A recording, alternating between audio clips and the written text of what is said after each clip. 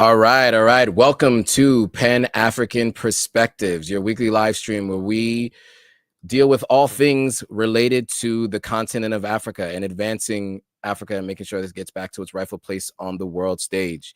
We dive into the real life experiences of visiting Africa, moving to the continent, investing in African ventures, and buying land. Our mission is to support an independent Africa and empower African people on the continent or in the diaspora. So whether you're currently in Africa, you've recently migrated somewhere outside of the continent, your ancestors were trafficked during the slave trade, or you're a foundational Black American, this live stream is for you. So I'm Joe Hatagwa, your host and the founder of Authentic African.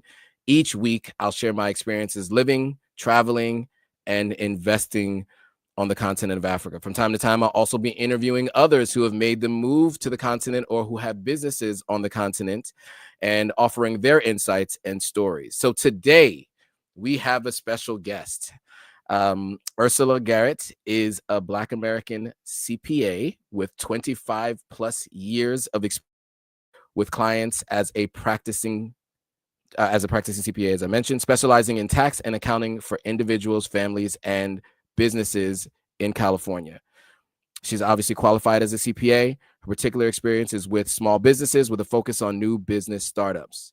She actually has a place where you could subscribe to her free email tax and business advice and tips weekly at cpagarrett.com. All of that's in the description. And then you can follow her journey on ursulagarrett.com.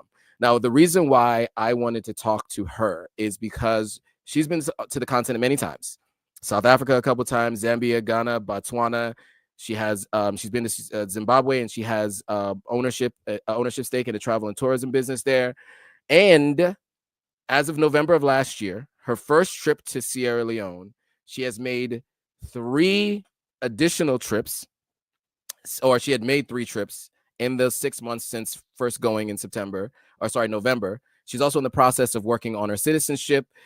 She has 3 main programs she's working on: Empower Her, Women's and Girls Empowerment, Village Rising, Village Sustainability, and then Sierra Leone Investment and Mentorship Solutions for entrepreneurship support.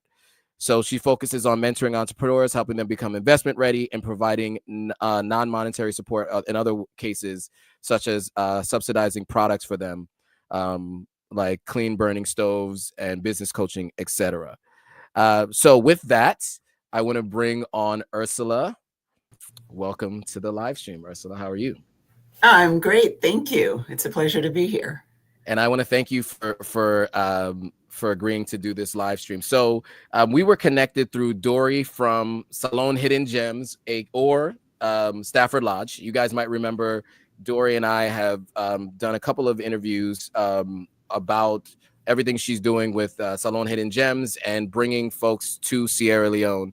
And she mentioned that you and I should talk, and I'm glad we did, because as soon as we talked, I was very impressed by all of what you've been doing in this short time. Because many folks who I talk to who go to Sierra Leone, they complain about not being given direction or, not being followed up with, not knowing what to do. And you didn't complain, you just did. Right. And you did a lot in a short amount of time. And so I definitely want to get to that. And so that people can hear about what you're doing on the continent a little bit more in detail than what I just said. But I also want to talk a little bit about your background. So I did a lot of talking. Is there anything in your bio that I missed? I feel like I missed you're an author too, but can we talk a little bit about what I missed in your bio so that everybody's aware of what you've been up to? Sure. So yes, as you mentioned, I've been a CPA for over 25 years, but in all honesty, I've been preparing tax returns since I was 14 years old. So that's 45 years now that I've been preparing tax returns. Just never thought it would be what I would do for a living. I worked on Wall Street back in the 80s. I was in the Army for a few years back in the early mid 80s. So yeah, I've been around and I've done a lot of things. My interest is varied. But my specialty, the thing that I'm truly passionate about is entrepreneurship. So when I wrote my books, one was about finances and one was about, growing your business.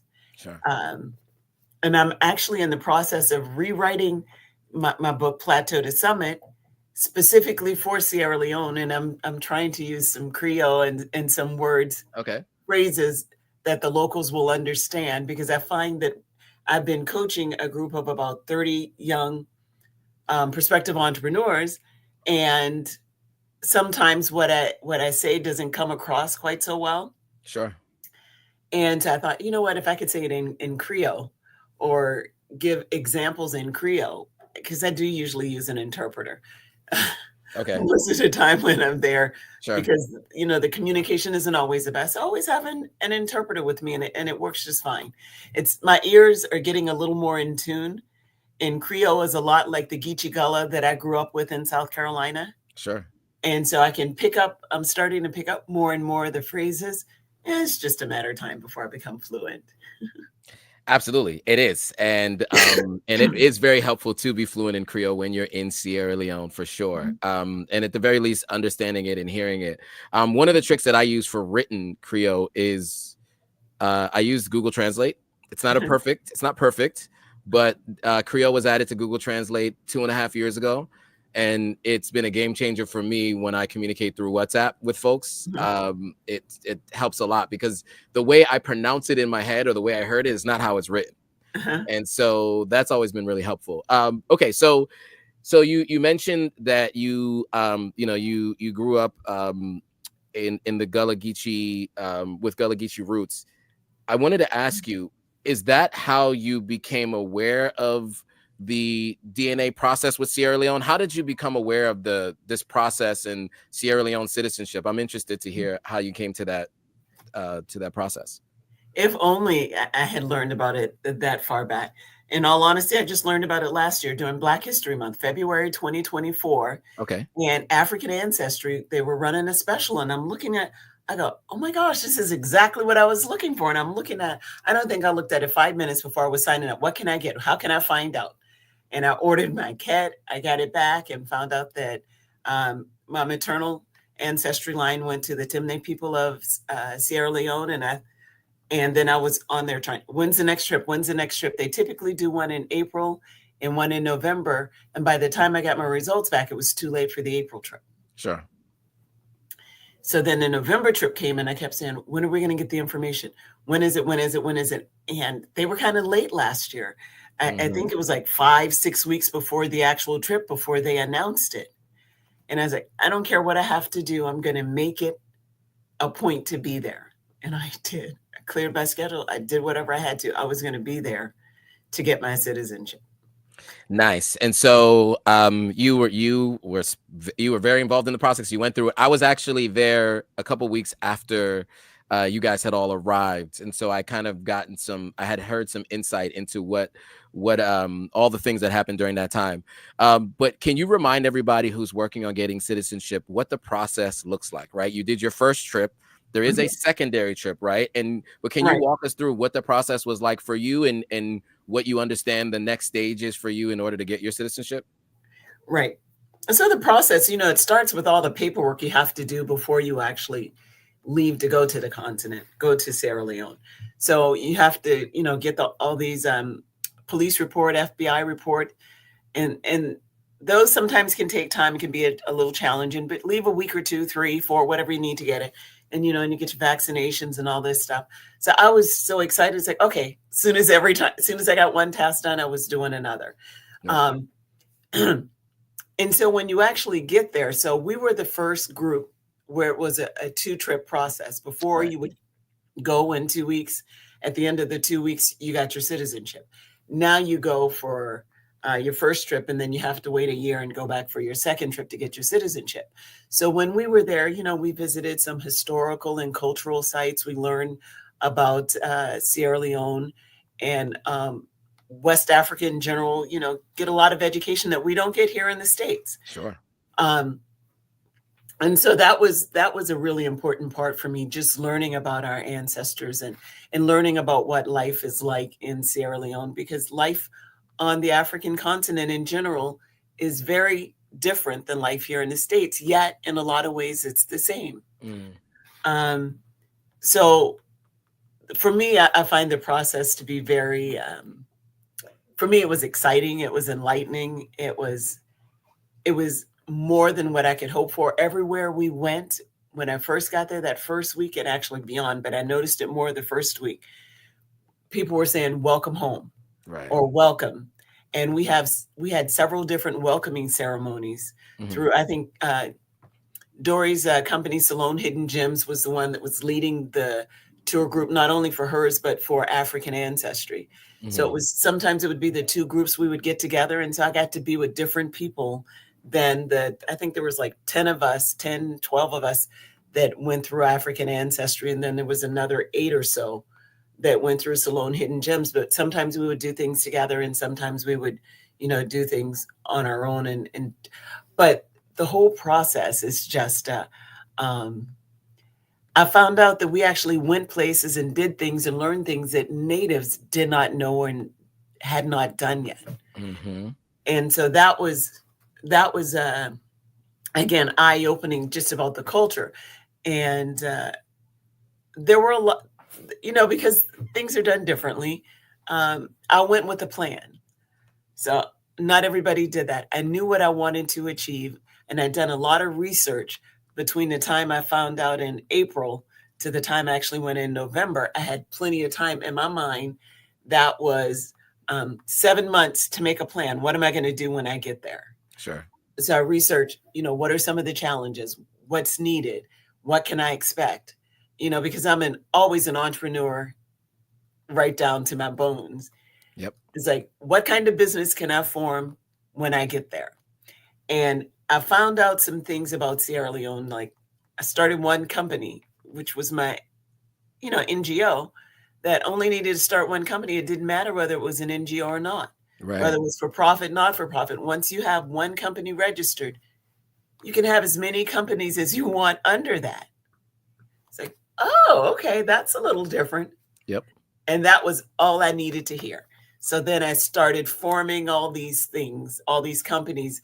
And my goal when I went there was to make connections, to find local entrepreneurs to partner with.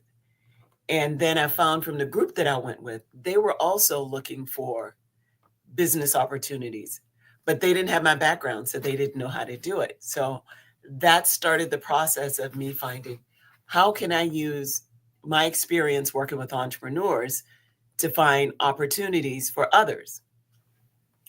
And obviously I couldn't do it all in 3 weeks. So I did the 2 weeks that was organized with African ancestry and Salone Hidden Gems. And then I stayed an additional week. And that additional week that I stayed, I went back and reconnected with the family. Oh, I didn't mention that. So they took us to both the Timne and my brain just went blank. Was it Mende as well? Thank you. Timne and Mende Village. So we went to the Mende Village first. And I met this little girl that reminded me of me. So I have to go back to that village just so I can find her. Sure. And then I went to the Timne Village. And when we went to the Timne Village, they gave all the Timne participants a chance to get adopted into a family. So I got adopted into this family. And so that was with the group. But the following week that I stayed after the group left, I went back and connected with that family again. And I told them, okay, here's what I want to do. I said, I want to build a vocational training center here in this village. And the guy who's my papa is the male head of our family. He's a stakeholder and he owns lots of land in the village. He says, okay, how much land do you need? I don't know. How much is it going to take? I said, 3 acres. Okay, 3 acres is yours. So they started the process and they had the land surveyed and they gave me 3 acres of land, just like that. I didn't have to buy it. And it's very fertile land. It was already growing palm trees and coconut trees and banana trees. We actually had to cut some of the trees down to make a way so that we can build this vocational training center. And at this point, here we are about 6 months later. We have the septic completed. We dug a well. The well's done. Nice. I think they're putting in all the stuff to make the well, but they've already concreted, did the cement and the concrete or whatever they need to do for the septic. So we have septic done. And I just got the amended corrections to the plan today. I haven't had a chance to review them, but we're hoping It's probably going to be rainy season, and we may not get the foundation done before rainy season starts. But that was our goal, to try to get the foundation done. But by this time next year, I want that building to be complete and occupied, so we can start our vocational training. But that's what happens when you go in with a plan. I knew what I wanted to do. Right. And so, so for me, the whole process has just been really easy. The biggest key is finding the right people to work with. Right. Right. The first time I got there, the attorney that I was introduced to wasn't a good fit for me. And that's fine. Not everybody's going to be a good fit. So I then connected with my counterpart, an accountant. This is an accountant from Sierra Leone who had lived in the UK and actually the US for a bit. But he and his wife are both accountants, and they have their own firm, accounting and advisory firm in Freetown. And they've been like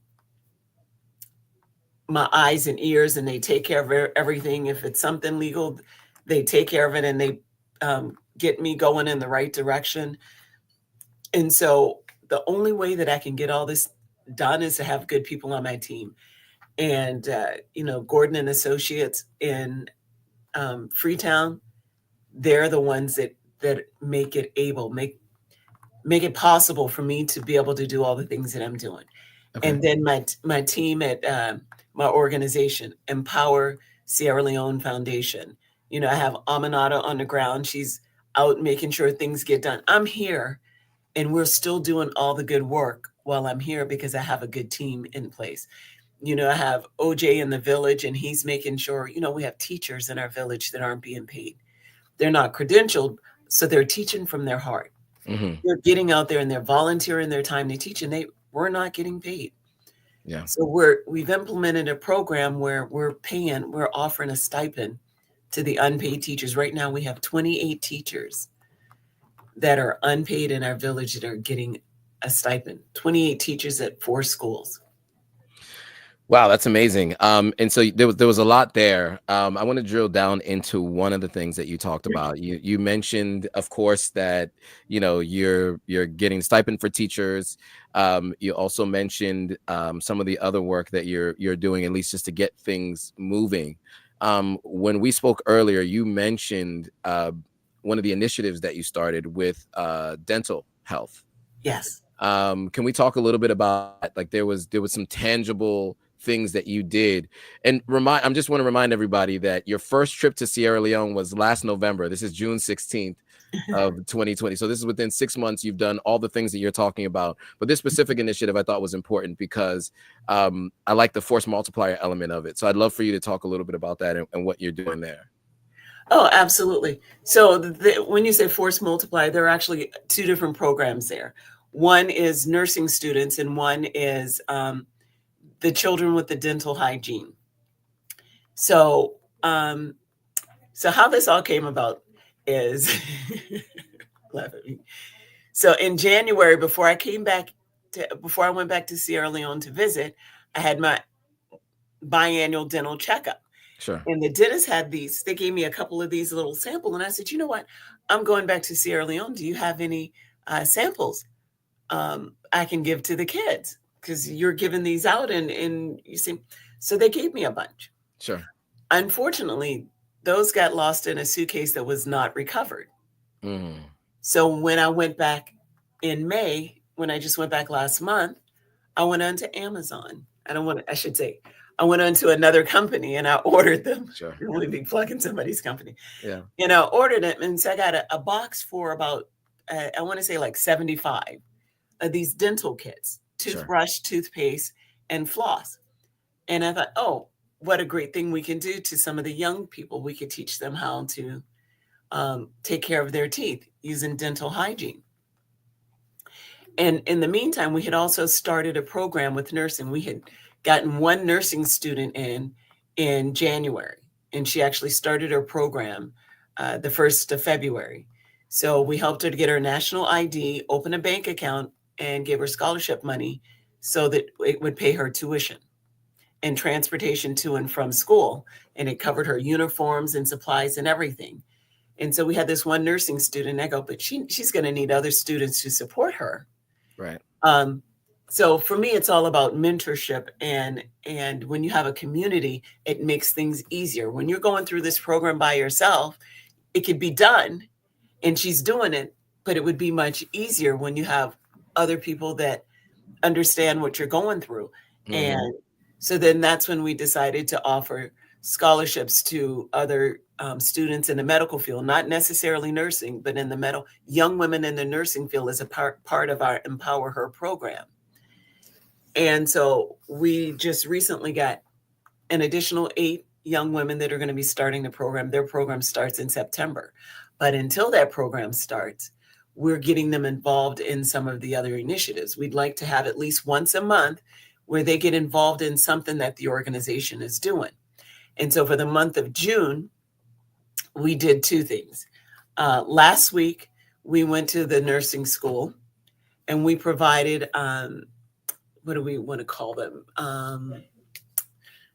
Self-care kits for 30 of the female nursing students at the school. And so a couple of the women that have just signed up to be and got accepted into our scholarship program, they went with our team and we went to this nursing school and we gave these self-care kits to 30 of the nursing students. And so that was their way of coming and being involved, keeping them involved.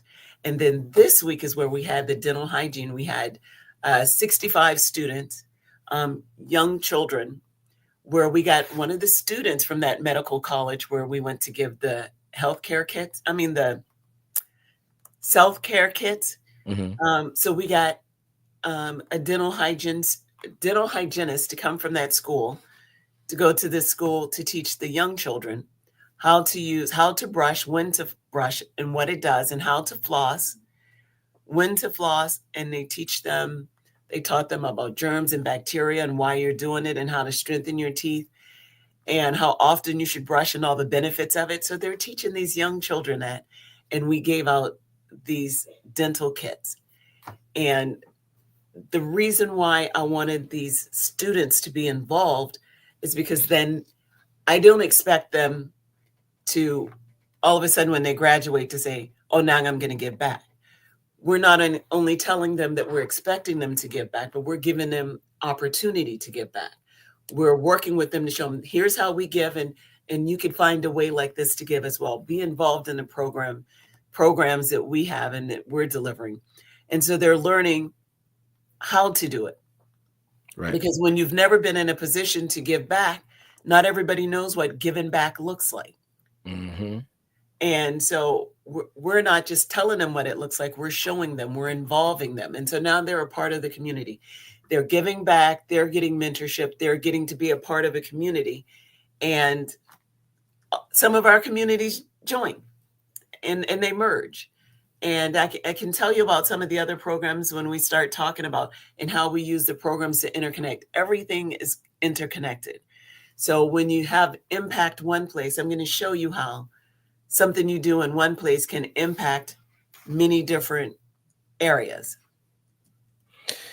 Yeah, I mean, and I love that you emphasize the fact that you're helping people understand the importance of giving back and how to give back. I think that's really important. I think a lot of people tell people to do it, but maybe don't show people how they can do it.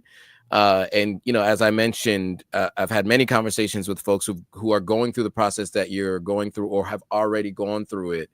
And there's always a complaint about not being shown what to do. And so, I mean, and I do want to talk about a little bit about like, how did you come up with your plan, right? Is this something that you already knew because of the fact that you work with startups a ton? Like, because, I think you mentioned that there were some people in your cohort that didn't know where to get started. They wanted to invest, but didn't know where to get started. So was this based on your background, obviously advising startups? And then how did you develop your plan? So that's a kind of 2-part question.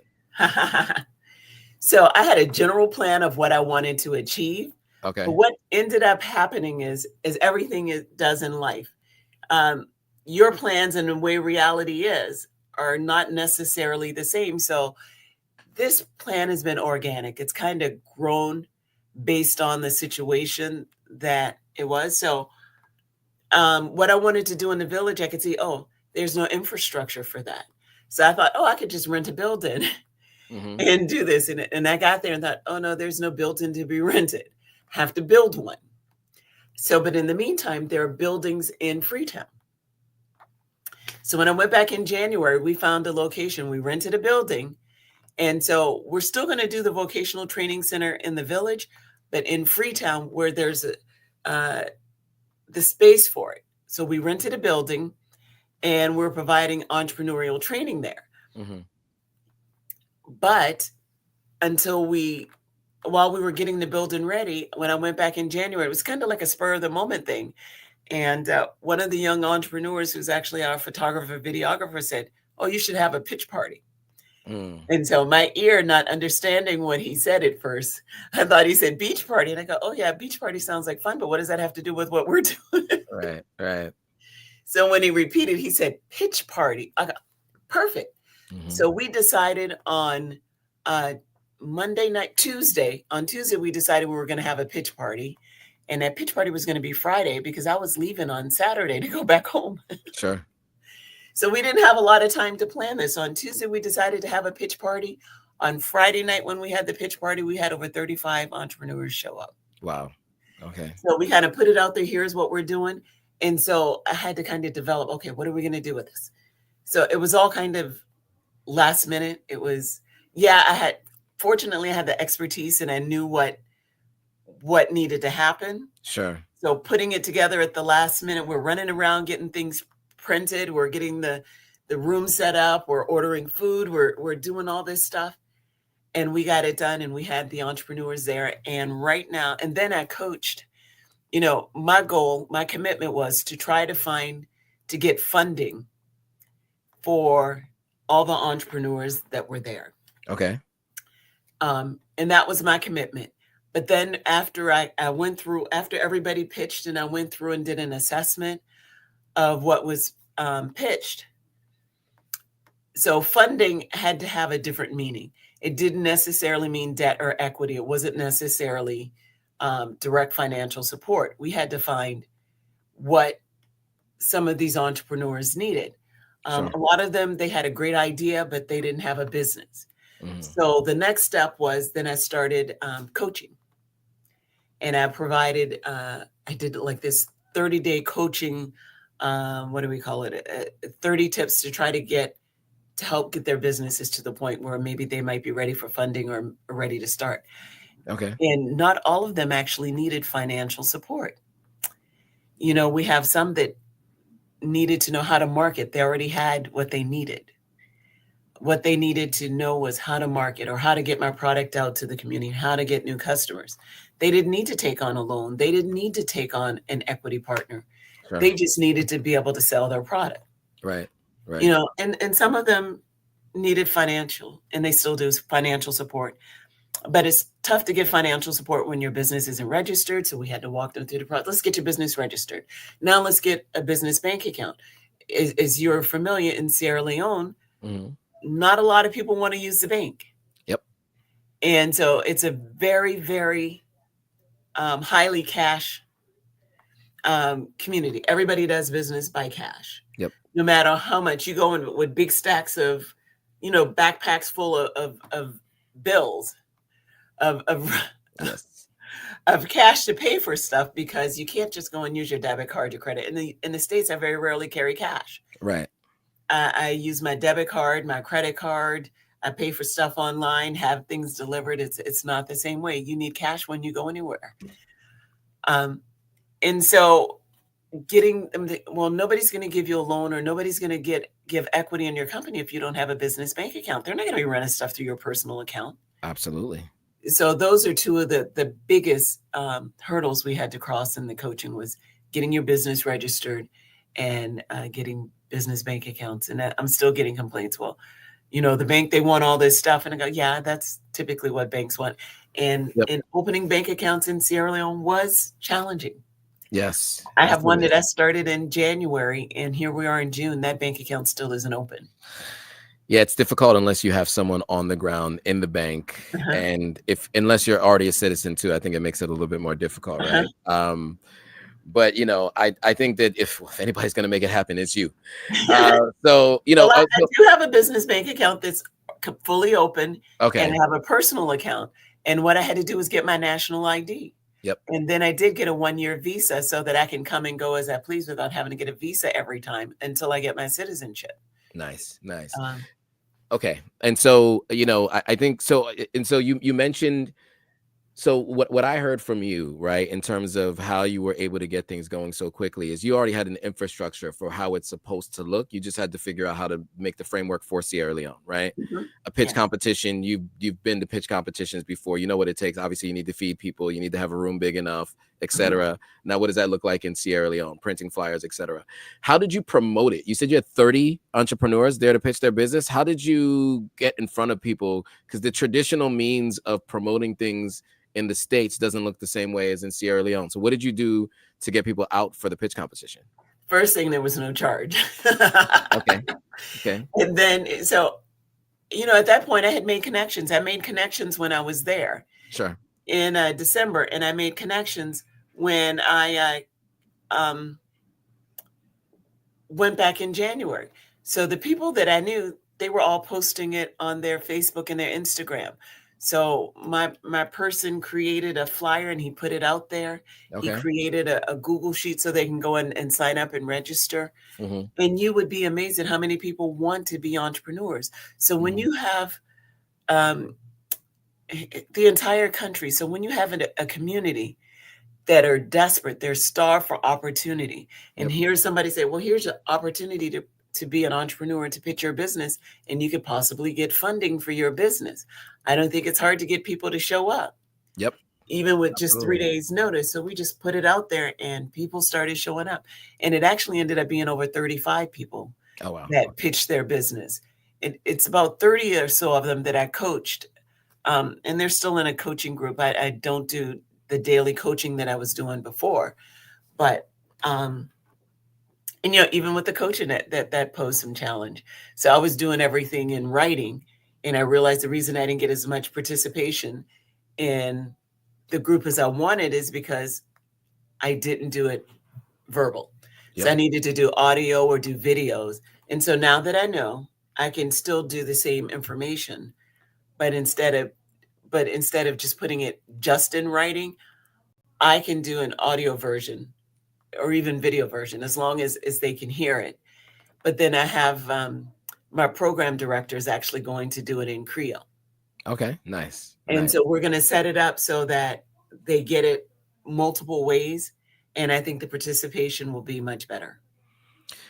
Yeah, this is awesome. And so on that note of helping these companies get investment ready, are you taking outside investment from folks, or how are you facilitating the process once they are investment ready? Do you have plans there? Are you currently doing something? What does that look like? Yes. Oh, absolutely. Now, this is where the diaspora comes in. Yep. So just from the group that I went there with, and I know there are other groups, prior groups, and then future groups that are coming, they want opportunities, but they don't know how to go out and find them. So once I've already vetted these entrepreneurs and these opportunities, then so now I'm going to be matching investors with entrepreneurs, and they can offer mentorship, they can offer money. It's not just financial, but it's also the non-financial parts of making a business successful. And I've gone out and I've found other investments that aren't actually through the program, but through my program, there are several components to it. So an investor coming in cannot obtain more than 30% interest, because it's not about the diasporans coming in and taking over somebody's business because they have the cash. Right. That's not how this program is going to work. So they can have up to 30%. So if the entrepreneurs are asking for, let's say, $10,000 in investments, and the entrepreneur can only have up to 30%, we're going to have to show that their business is worth $30,000. Right. You can't just, and so that's where the challenge is. The funds needed are great, but they don't have equity. So a lot of equity partnership isn't necessarily the right way right now, but that's why we're working with them to get their business up to the point where now your business is worth 30,000, and you may or may not need that equity partnership, but a lot of them want it and they need it to scale. Yep, absolutely. It's required in a lot of cases. You know, and one of the things that I don't know how much people are aware, but a business in Sierra Leone, especially a brick and mortar business, you know, like a physical business, requires a lot more upfront investment.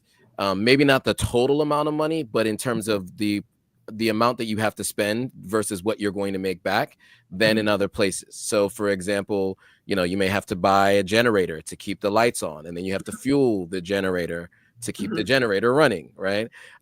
These are things that I don't think many people really think about when it comes to starting a business in Sierra Leone.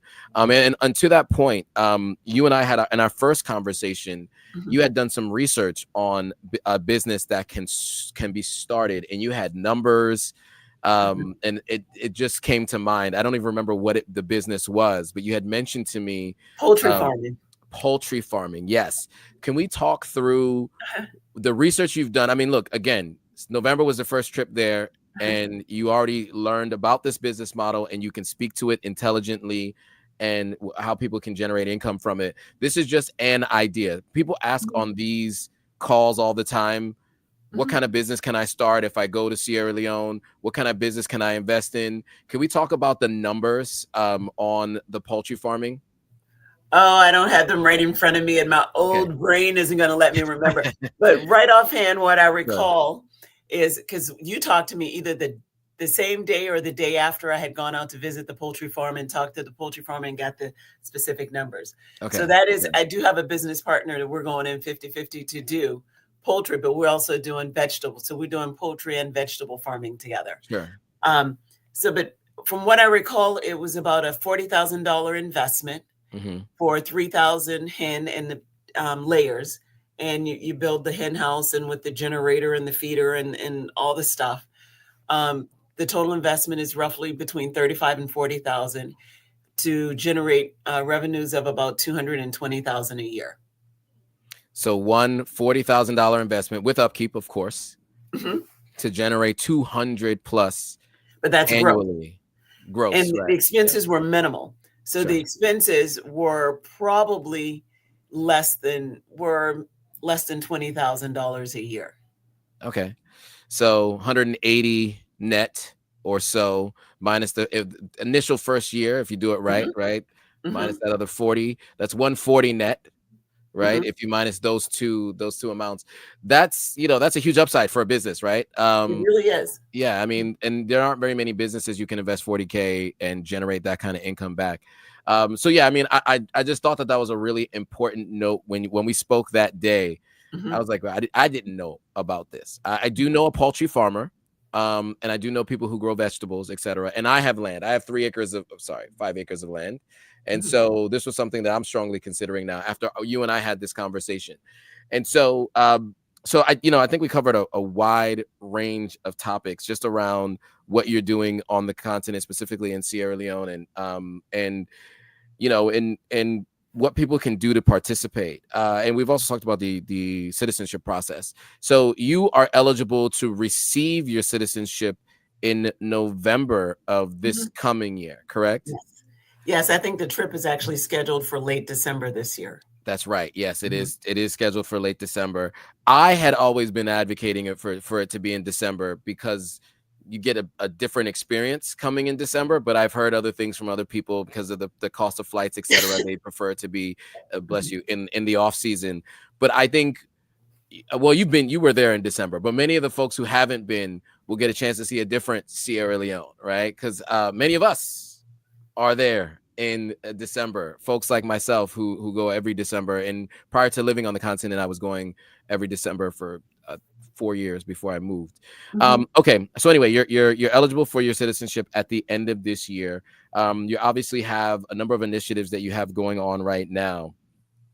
You mentioned that you're going to start the poultry farm and vegetables. You have the nonprofit, and then you have like all these subsidiaries because you learned that you just set up one business and you can have many businesses. I thought that was a really important point, and many people may not be aware of that you can just have one business and you can add as many new business lines as you want to that business. That is a very unique thing. You don't have to categorize it like you do in the United States with different tax codes, etc. It's a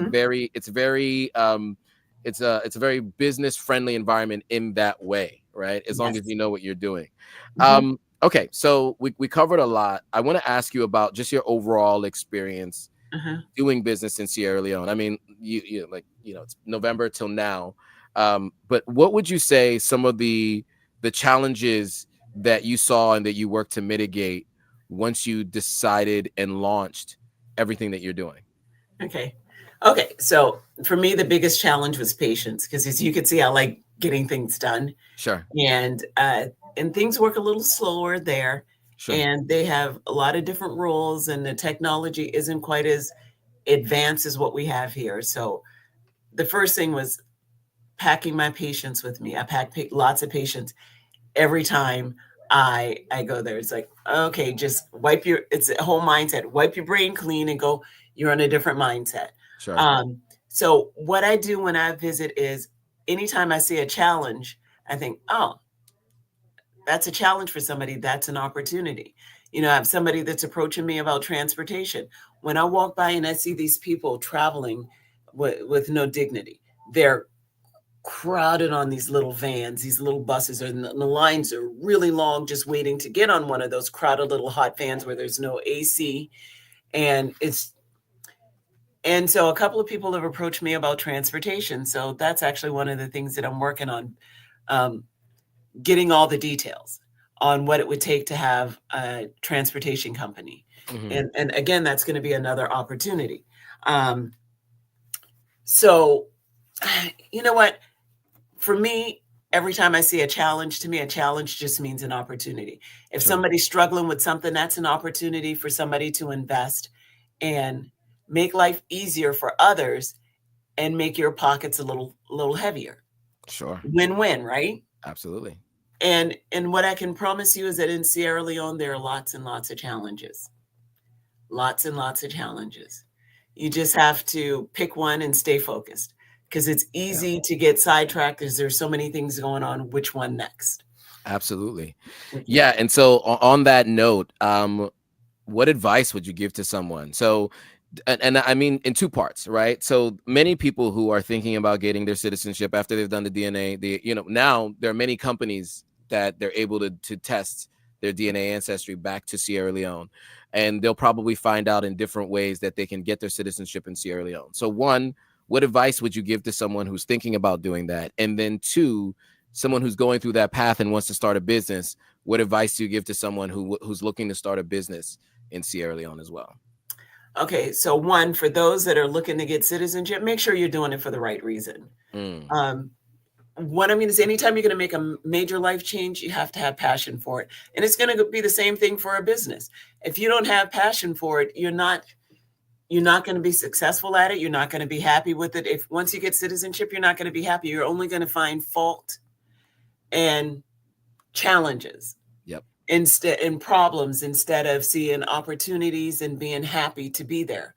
You just have to understand life is going to be very different from what you know here, because it is. And expecting people to change to suit you is not going to be the way to go. So you're going to have to fit into your environment and be prepared to make changes. Be prepared to live life a little differently. And you'll find, when you accept your environment for what it is, you'll find that you can find peace and happiness. And that's my advice. Go in with your eyes wide open and go in for the right reasons. Now, as far as business, it's kind of the same as here or with anywhere. You don't go someplace and say, oh, I want to do that because there's the opportunity to make lots of money. If you're not going to enjoy doing it, if this isn't something you could see yourself doing, don't. Look for something that you can find passion for, that you don't mind taking a risk for it. And look for something that somebody else needs. Because anybody can have an idea. Ideas are a dime a dozen. It's, how will that idea serve others? Who else is interested in it? Who can it help? Who would be willing to pay for it? just because it's a good idea to you doesn't mean that somebody else would be willing to pay for it. And that's key to any entrepreneurial venture. Well put. And so finally, well, two more things that I want to talk to you about. One is, how can people support the NGO and the work that you're doing in Sierra Leone? Oh, wow. So we're looking for mentors, we're looking for volunteers, and we're looking for teachers. So we do have the Entrepreneur Training Center in Freetown. It's right off the Allentown Highway. And we're training in different vocational courses. Right now we have tailoring and Gara tie-dyeing, and we're going to be starting up the bookkeeping, accounting, and office admin. And so we can always, and then we just found somebody that's going to teach coding and basic computer skills to do social media marketing. So I'm always looking for people that have an expertise in some area to possibly teach a course. So If you have an expertise, we're absolutely looking for talent and expertise, and we're always looking for dollars. We're looking for supplies. And so one of the things you talked about, what did you say? Cross multiplying the force multiplier. There you go. So in our tailoring class, when we're teaching the individuals how to sew, one of the things, there are two things that we're doing that's also going to involve the village and getting things out to the kids. One of the things they're going to learn to sew are the reusable period pads. And so they're going to make the period pads. They're learning a skill how to sew. And then we get to take these out to the village and provide them to the young girls to help work on period poverty. And then the other thing they're going to be learning to sew is school uniforms. So we've been supporting the building of a new school in the Matwell village. And one of the things I committed to was getting new uniforms for these kids. So we're going to make the uniforms at the training center that goes out to the village. And we want the uniforms to be local fabric, local colors, instead of these Western type uniforms. We want the uniforms to reflect what their mothers and grandmothers and their aunties and everybody's wearing in the village, instead of standing out, because they're not Western. So why dress like they are? So it's just finding a way to make all the programs, again, work together. So it's cohesive. And okay. Well, those are the ways that how folks can get involved, and that's how the capital will be deployed. Now, where can they find you online, or any of the and then the NGO or any of the stuff that you're doing? Where can they find it so that they can participate and support? Oh, absolutely. Right now we have a Facebook page. Our website is still under construction. Hopefully within the next few weeks, we're going to have the website up and you can make donations directly on the website. But the website is Empower. It's actually going to be empowerslf.org. EmpowerSLF.org. Let me double check to make sure it's Empower S and not EmpowerHerSLF.org. That's what it actually is. Empower Her. EmpowerHerSLF.org. Kind of like Empower Herself without the second E. Got it. There you go. And that'll be in the description below. So if you're watching this on YouTube, or if you're watching it elsewhere, just go to YouTube. The link will be in the YouTube description here. Anything that I missed? Anything you want to mention before we go? Oh my gosh. We've covered a lot. And let's see, I've talked about looking for teachers and looking for mentors and looking for investors. And so, that's the main thing. Okay. That's the main thing. Well, I'm glad we covered it all. Look, I as I said, I was very impressed by what you were up to and the time frame that you're doing it in. There's a couple of folks watching who've gotten their citizenship in previous years.